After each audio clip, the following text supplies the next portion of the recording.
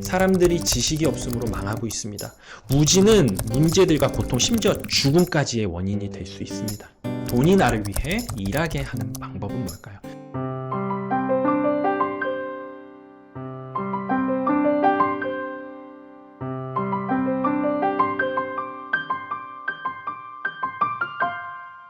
돈의 속임수를 피하는 것.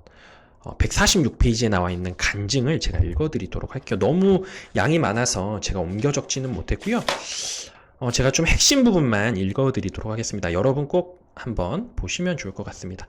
누가복음 19장 13절에서 그 종 열을 불러 은화 10문화를 주며 이르되 내가 돌아올 때까지 장사하라 하니라고 말씀하셨습니다. 성경은 그것을 쓰라고 말씀하지 않으셨습니다. 그 뜻은 그 돈으로 장사를 하든지 투자를 하라는 것입니다. 돈은 소비가 아니라 투자를 위한 것입니다. 아이들과 함께 혼자가 되었을 때 하나님은 오직 그분만 의지하도록 제게 가르치셨습니다. 내게 무엇인가를 주실 때 주님은 나는 이것을 너희에게 맡긴다. 그러나 이것은 나의 것이고 내가 내게 말하는 방법대로 쓰기를 원한다는 것을 기억하라고 말씀하십니다. 비록 물질적으로 가장 힘든 시간을 보낼 때에도 나는 어떤 종잣돈도 건드리지 않았습니다. 그것이 법칙입니다. 그렇지 않으면 다음날 무엇으로 심겠습니까? 나는 그저 다른 사람의 축복을 위해 줌으로써 심었다는 뜻이 아니라 더 중요한 것은 다른 사업의 기회들과 벤처의 그 종잣돈을 심었다는 뜻입니다. 목사님 교회의 성도가 나눈 간증입니다. 네. 돈에 무지하다. 금융 문맹 극복하기. 성공의 개념은 증식입니다. 소비가 절대 아니에요. 증식하기 전에는 쓰지 말아야 합니다. 계속해서 반복적으로 이야기하고 있죠. 우리는 오직 투자를 하고 거기서 남긴 후에야 비로소 돈을 쓰는 곳에서 자유로워질 수 있습니다. 우리는 이익금을 쓸 수 있습니다. 그러나 원래의 자금은 결코 써서는 안 됩니다. 여기서 말하는 이익금은 이자를 얘기하죠. 이것이 돈 관리의 지혜입니다. 여러분, 우리 빚에 투자하지 말죠. 재산에 투자합시다. 예를 들어 빚에 투자하는 것들이 어떤 것들이죠? 무언가를 구매했을 때 원래의 가치보다 하락하는 것이 빚에 투자하는 거예요. 그러나 재산에 투자한다는 건 뭐죠? 내가 투자했을 때에 대한 가치보다 시간이 지나면 불어나는 것, 그게 바로 재산에 투자하는 것입니다. 한 은행 지점장과 백만장자의 대화가 나와 있는데 약간은 좀 우스꽝스러운 이야기예요. 한번 읽어드릴게요. 나는 지난 25년 동안 하버드 대학교 경영학과를 가장 우수한 성적으로 졸업한 사람이에요. 은행 지점장이 하는 말입니다. 나는 이 나라에서 가장 큰 은행을 갖고 있습니다. 이 말에 백만장자가 뭐라고 얘기하냐면요. 바로 그렇기 때문에 당신이 나를 위해 일하는 거예요. 당신은 나의 점원입니다. 내가 없다면 당신은 당신의 직업을 잃게 됩니다. 정말 뼈를 때리는 대화죠. 그 훌륭한 학벌에도 불구하고 은행의 지점장은 돈이 어떻게 일하는지에 대해서 모르고 있을 거예요. 이 이야기의 핵심은 어떻게를 아는 사람이 항상 무엇만을 아는 사람을 지배한다는 사실입니다. 돈을 가진 사람은요, 당신에게 얼마를 주어야 하는지, 그리고 당신이 얼마나 일해야 하는지를 통제하고 결정해요. 돈을 가진 사람들이 결정합니다. 얼마를 줄지, 당신이 얼마나 일해야 될지. 그러니까 고용주는 고용인에게 얼마를 주어야 할지를 결정할 수 있고, 고용주는 고용인이 얼마나 일해야 할지를 통제하고 결정하는 일을 하는 거예요. 돈을 가진 사람은요. 어떻게 남을 위해 일하는가? 그것이 중요한 게 아닙니다. 어떻게 부를 창출하는지를 아는 것이 지혜입니다. 어떻게 부를 창출하는지 아는 것. 오직 우리 자신의 한 손에는 돈을 가진 사람의 경험이 필요하고요. 다른 한 손에는 성경 말씀과 하나님의 법칙에 대한 지식. 근데 우리가 그냥 세상의 지식으로 공부한다고 되는 건가요? 그렇지 않습니다. 하나님의 법칙에 대한 재정의 원리를 가지고 공부하는 게 좋겠죠. 성경이 없는 지식은 지혜가 될 수 없습니다. 하나님을 아는 것이 지혜의 근본이라고, 지식의 근본이라고 잠언에 나와 있습니다. 하나님의 법칙에 대한 지식이 결국은 지혜라는 것이죠. 어리석은 자의 노동은요, 그를 피곤하게 하고 삶을 힘들게 합니다. 노동은 정말 힘든 거예요. 지식이 없기 때문입니다. 어디로 가는지 알지 못하고요, 우리를 피곤하게 만드는 거예요. 지식이 없으면요. 재정적인 법칙을 이해하지 못하는 무지한 사람은 계속해서 피곤하고 힘들게 살 수밖에 없는 것입니다. 여러분, 우리 정말 피곤하게 살고 있지 않나요? 내 백성이 지식이 없으므로 망하는도다. 사람들이 지식이 없으므로 망하고 있습니다. 무지는 문제들과 고통, 심지어 죽음까지의 원인이 될 수 있습니다. 한 성도의 간증을 또 공유해 드리도록 하겠습니다. 다 읽지 않고요. 제가 밑줄 그은 부분을 토대로 좀 읽어 드리도록 하겠습니다. 빅터의 간증인데요. 하나님이 당신에게 맡기시는 돈의 총액은 당신이 재정에 관해 가지고 있는 지식의 총액에 달려 있습니다. 나에게 맡기시는 돈의 총액은요, 지식의 총액과 똑같다라는 거예요. 저는 시간당 $580나 되는 돈을 벌었습니다. 그러나 여기에는 법칙이 있습니다. 당신의 수입은 증가하지만 당신의 지식이 발전하지 않고 그 자리에 머물러 있다면 그 돈의 총액은 어떻게 될까요? 점점 줄어든다는 사실입니다. 부자들은 양적으로, 질적으로, 그리고 매우 빠르게 그 모든 정보가 흐르는 곳을 밝혀내고 있습니다. 어제의 지식은 낡은 것입니다. 올바른 목적과 올바른 열망을 가지고 있다면 돈이 오기 시작할 겁니다. 네, 올바른 목적과 올바른 열망을 가지고 있다면요.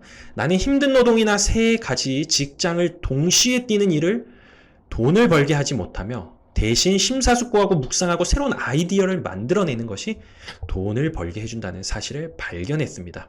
재정의 법칙은요, 세계 어디에서든지 똑같이 적용이 됩니다. 당신은 오직 당신 자신을 사랑할 수 있는 만큼 다른 사람들을 사랑할 수 있습니다. 너무 은혜가 되죠. 돈을 버는 5가지 방법이 있습니다. 첫 번째 급여예요. 급여 가장 일상적인 거죠. 일하고 받는 것, 노동소득이라고도 얘기합니다. 부자들은 돈을 위해 일하지 않습니다. 그들은 돈이 그들을 위해 일하도록 합니다. 그런데 노동자들은 돈을 위해 일을 하죠. 돈을 벌기 위해 일을 합니다. 하지만 부자들은요, 돈이 그들을 위해 일하도록 만드는 거예요. 돈을 현명하게 관리하여서 돈이 그들을 위해 일을 하기 때문에 그들은 일할 필요가 없습니다. 그럼 우리 다 일을 안 해도 되나요? 그런 말이 절대 아니죠. 노동을 통해서 우리가 소득을 만들어내야 합니다. 하지만 영원히 노동을 통해서 소득을 만들어낼 수 없는 시기가 온다라는 거죠. 우리가 아프고 병들 때, 그때는요, 돈이 돈을 버는 시스템들을 만들어놔야 된다라는 거예요. 그럼에도 일하는 이유가 무엇이죠? 지식을 쌓고 새로운 기술을 배우기 위해서 우리가 일을 하는 거예요. 이런 경험을 통해서 일을 하는 겁니다. 그리스도인들 대부분 재정 원칙에 관한 책을 연구하지 않습니다. 재정의 지식이 없으면 급여가 올라가도 가난해질 뿐이에요. 돈을 쓰기 전에 돈을 갑절로 만들지 않기 때문입니다.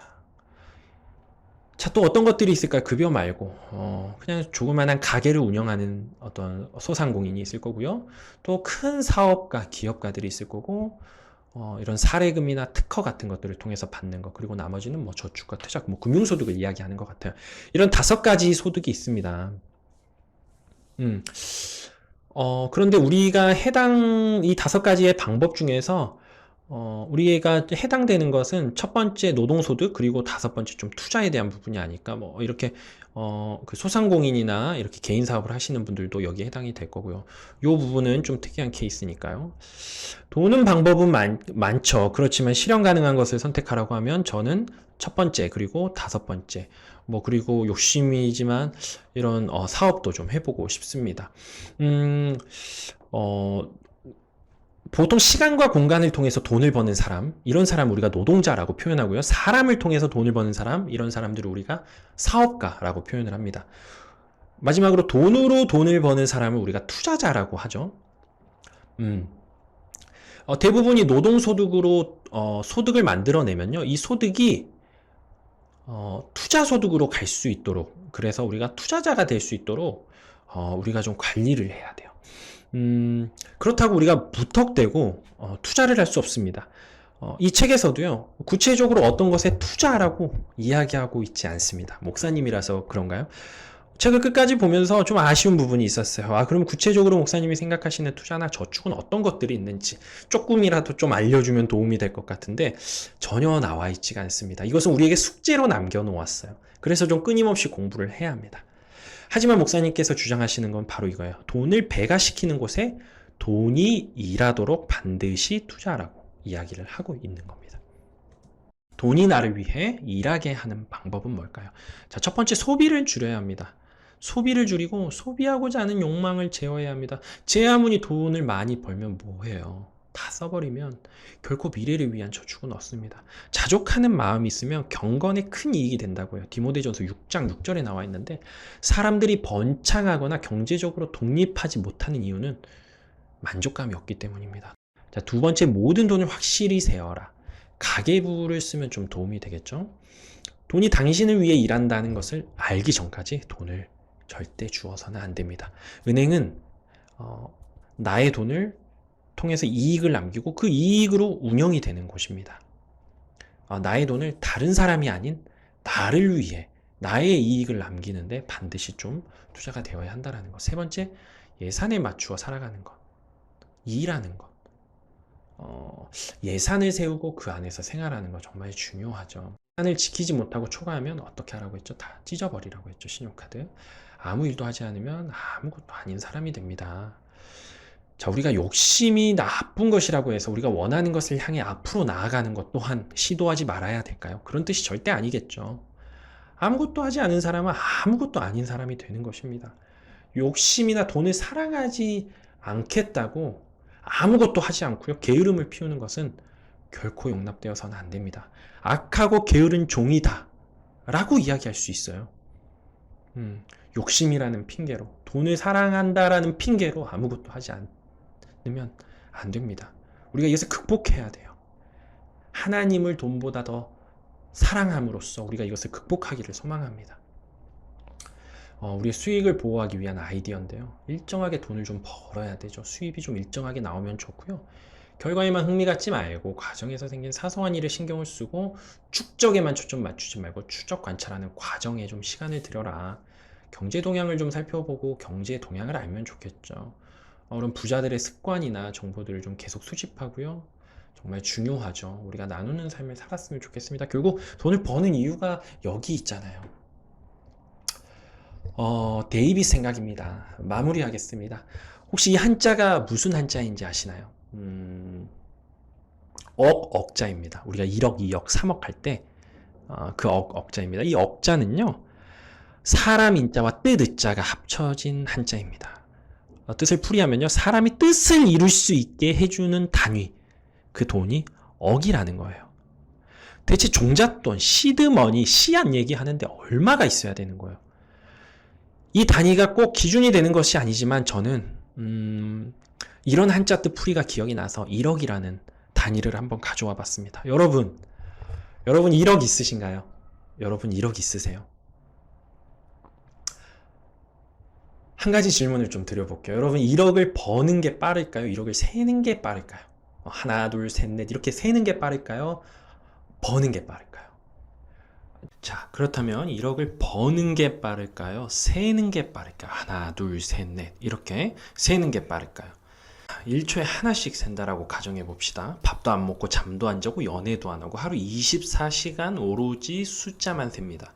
하루는 24시간, 분으로는 1440분, 초로는 86,400초예요. 자, 1억을 86,400초로 나누면 1로 따지면 약 1157일이고요. 월로 따지면 약 39개월, 연으로 따지면 약 3년 2개월이 나옵니다. 근데 어떻게 사람이 24시간 숫자만 셀 수 있어요? 1000단이 넘어가면 과연 1초에 하나씩 셀 수 있나요? 없겠죠. 2초씩 잡아도 7년, 3초씩 잡아도 10년이 넘게 걸립니다. 자, 제가 다시 한번 질문해 보겠습니다. 1억을 버는 게 빠를까요? 세는 게 빠를까요?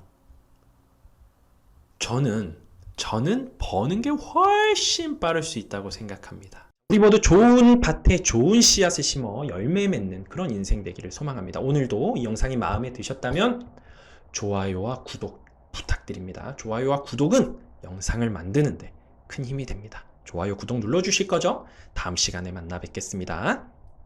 안녕.